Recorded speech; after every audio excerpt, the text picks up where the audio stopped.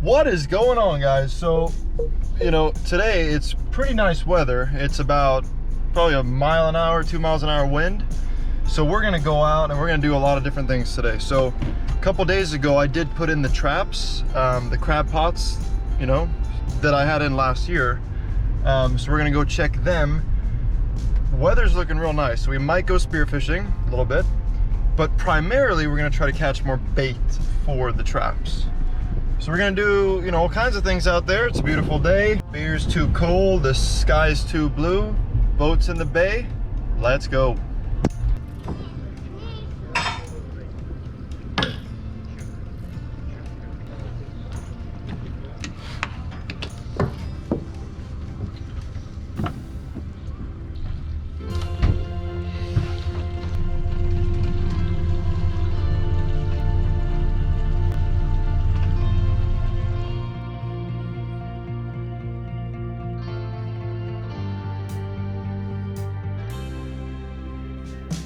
Man, did we get lucky. Look at this weather. I mean, I don't even know what to say about it. Like, there's no way you could ask for anything better than this. Flat calm. I mean, you could skip a rock to Denmark right now. You'd make it. Well, maybe not. But very nice day. All right, so we're sitting in about 70 feet of water. We're gonna be going after mackerel first. Now, mackerel, for me, it's a great bait for crabbing. That's mainly why I catch it. You can eat it. It's a good eating fish. But my main reason to catch them is it's an amazing bait for crabbing. There's plenty of them. They're not hard to catch. Now, when you go after mackerel, there's a whole bunch of techniques. Some people like to use literally strips of herring on a hook up to a float. And you can, you know, catch them basically by using a float. I like to fish a little more effectively than that. Some people would say it's a little more boring, but hey, I'm trying to get as many as I can. Basically what it is like a sabiki rig. I mean, this is like what you use for herring in the States, herring here. Just got a bunch of hooks with some feathers, some bling. And then I choose to use one of these at the bottom. It's basically, you know, a slow pitch jig. It's a very small one. Here she goes.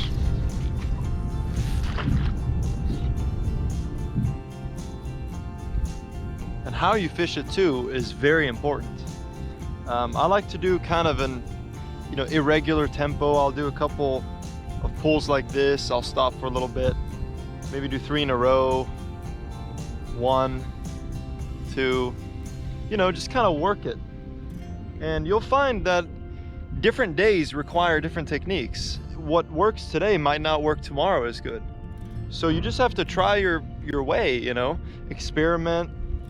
See what the fish likes. Sometimes you want to work it real fast. Sometimes you want to slow it down a little bit. So it just depends on the day. Oh, fish on, guys. It took a while to get, you know, anything at all. And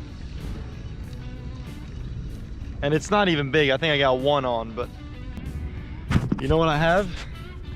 I literally have a garfish that, oh my God, has been snared like a mother effer.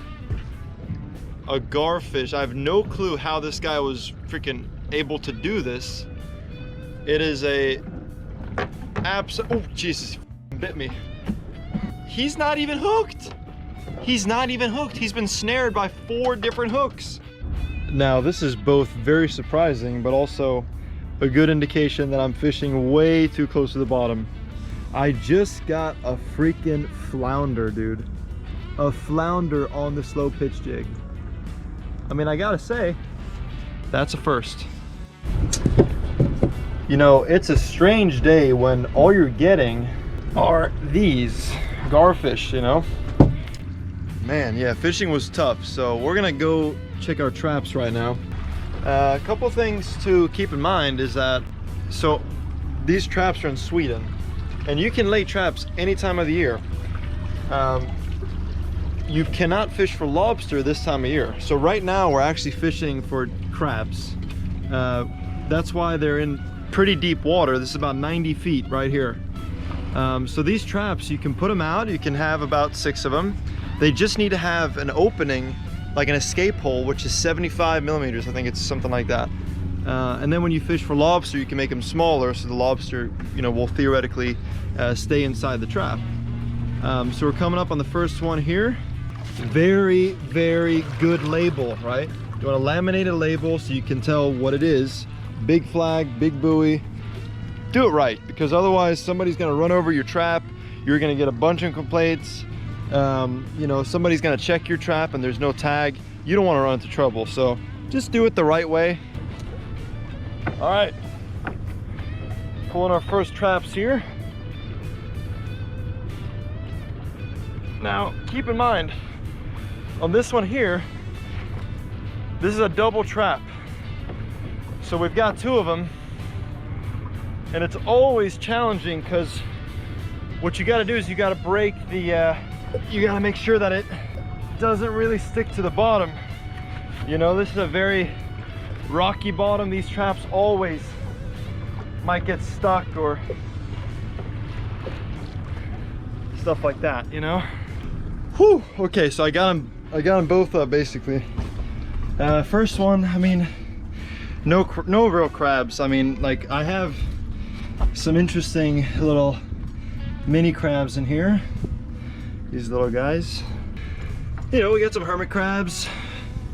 Usually you get stuff like this. Common dab. Throw that guy back. We've also got a little spider crab. Crazy things, huh? Holy crap. That was brutal. Here, same story. So we got one more trap we'll check and then we'll go spearfishing. Code 6, we're going duck.